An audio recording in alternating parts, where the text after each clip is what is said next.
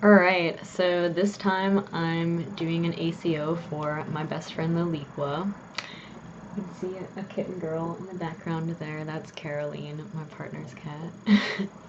But alright, so I am first starting out using Tombow dual brush pens. I have the Pastel pack. That's the only ones I have, but they have like, most of them are pastel, but then there's like these three ones that are a little brighter, which is like this pink, blue, and purple. And so I really wanted to use those colors for like this sunset-y kind of effect because they're brighter than my like tube watercolors that are just like Reeves. So yeah, I really like the colors of those, even though they're not as easy to get like watercolory effects with because they are like kind of markers. But I think that it did well here, and I did an okay gradation there. And then I just went in with the water brush and tried to add clouds by just picking up, you know, the paint. And I kind of like how that looks too.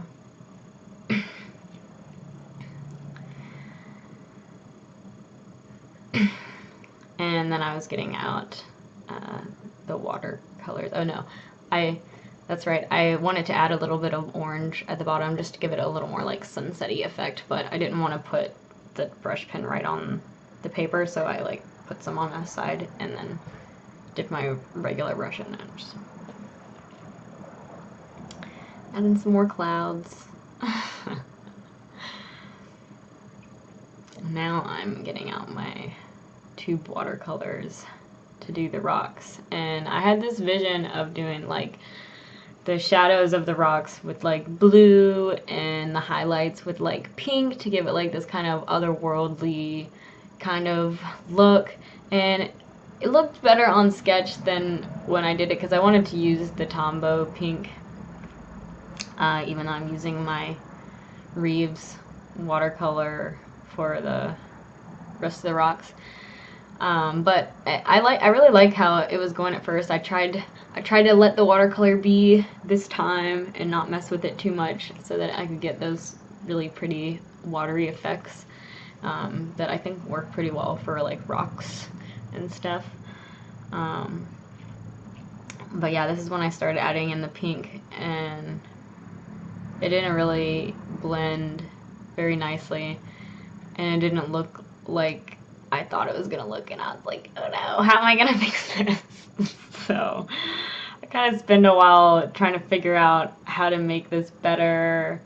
So at first I think, let me, you know, try adding like more on top. Like, let's try add more of the blue on top, but it was a little too wet, so I wanted to leave that alone for a little bit. So then I went in with like the pastel purple marker and added just some more color to fill out like the white so that it maybe blended a little bit better into the blue or something. And that worked a little better, but I still I wasn't crazy about how it looked. It didn't go how I thought it would go. But that's okay. I decided that I would just do what I was going to do with it, and then I would put more blue on top, and hopefully it would turn out okay in the end. I didn't want to get too hung up on it, because that's what I do sometimes, and then I just spend way too much time overworking it, and then it just turns into a huge mess, so. Hi, Justine. The other kitten is here. Her twin sister. But she's on the ground. So then I started putting the purple in the mermaid, and that's also using the Tube Reeve watercolors because I want it to be a little darker, but I tried to put on like a light layer at first so that I could go in and do more shadowy stuff with the darker colors. But then I was like, well, maybe I should let this dry for a little bit before going back in to the mermaid. So then I took a bit of a break from the mermaid and went back to the rocks to try to fix them. And I started liking more how they looked when I put more blue on and tried to make them a little more, I don't know, dramatic or something. I don't know. Just try to make them look like rocks. watercolor rocks.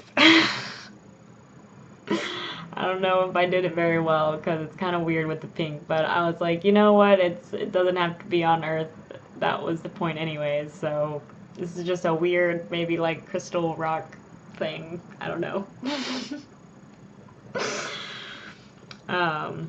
Yeah, so then I'm like, okay, I'm done with the rock stuff for now. Let's finish up this mermaid. But I kept messing up with the arm piece right there, but just trying to put in some shadows, make some pieces darker. Except that I kept picking up color when I didn't want to on her back. And then I spent a while with my blow dryer. I cut that out of the video because it actually was quite a while. Because I decided that I kind of envisioned this as like a mermaid silhouette kind of deal, but so I wanted to make her a little darker, but I was like, I'll give her a little more details, not like a total silhouette. So I went in with a purple micron pen. It kind of looks black, but it's purple. It's really dark purple. But I actually really like how it looked. At first I was a little afraid. I'm always a little afraid to put like ink over watercolor now because it's like I can't do anything about it if it messes up. But I liked how the hair looked, and then I decided to put in sort of like scales. And then I was like, oh, I kind of need to differentiate between her tail and her back. But then I was like, no, I don't like that line. That looks bad. So then I was like, dots, dots, dots. These are scales everywhere. I'm going to put scales here. And then it'll be cool and it'll look better and not terrible. And I actually like how it turned out. And then I put some scales on her arms and some more on the tail. And I put some more detail on the tail fins and stuff. And then I tried to even out the rocks at the end there. So yeah, and that's it. And my best friend's favorite color is purple, so that's why I did this. But yeah, this is the finished piece, and I'm pretty happy with how it turned out. And I hope you guys enjoyed my process. That's okay. We'll focus really close. Yeah. Not perfect, but I'm pretty happy with it. I think it's pretty, and I think my best friend will like it. So, thanks for watching. See you guys later.